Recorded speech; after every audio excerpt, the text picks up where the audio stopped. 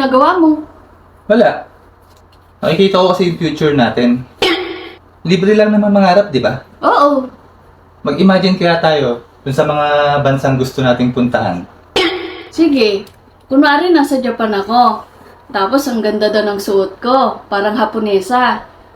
Wow, ang ganda! Ako naman nasa Hawaii ako. Ang ganda daw ng mga kasama ko dun. Ang gaganda ng suot. Talaga? Ano suot ko dun? Hindi ikaw yun. Nasa Hawaii ako. Di ba sabi mo nasa Japan ka?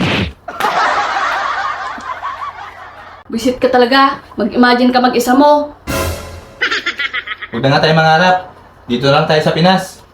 Kahit sa imagination, napapahamak ako eh.